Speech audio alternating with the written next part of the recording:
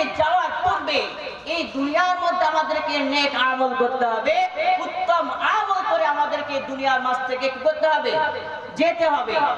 দুনিয়ার মাঝ থেকে যে আখিরাতের জন্য আমরা প্রস্তুতি গ্রহণ করব, সেই প্রস্তুতি গ্রহণের প্রথম ধাপটাই হচ্ছে কি? কবর। তাই তো নাকি?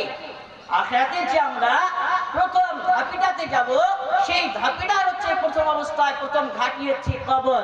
এই জন্য নবী করিম সাল্লাল্লাহু তাআলা আলাইহি সাল্লাম বলেন, আল কবরু রাওযাতুন মিন রিয়াজিল জান্নাহ আও হুফরাতুন মিন হুফারিন নার।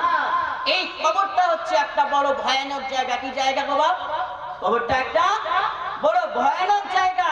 নবী করিম এই জন্য বলছেন, কোন কবরটা হচ্ছে কোন ব্যক্তির জন্য জান্নাতের ফুল বাগিচা, আর কোন ব্যক্তির জন্য জাহান্নামের গর্ত।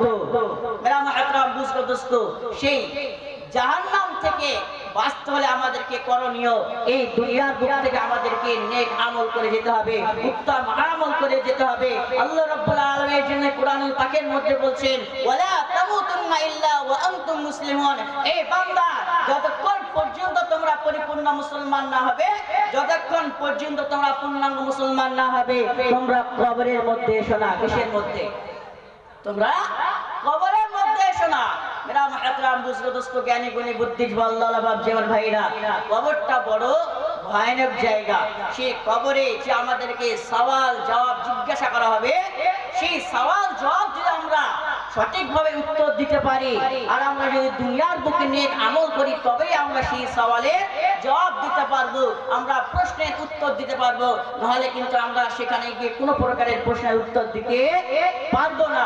এই জন্যই বাপজি মানে ভাইয়েরা সোনাল্লালেরা, তো দুনিয়ার বুক থেকে কবরে যাওয়ার পূর্বে আমরা সকলেই নেক আমল করে, উত্তম আমল করে যাওয়ার চেষ্টা করবো ইনশাআল্লাহ। আল্লাহ রাব্বুল আলামিন আমাদেরকে শোনার থেকে, বলার থেকে আমলে পরিণত করার তৌফিক দান করুন। আল্লাহুম্মা আমিন, আল্লাহুম্মা আমিন।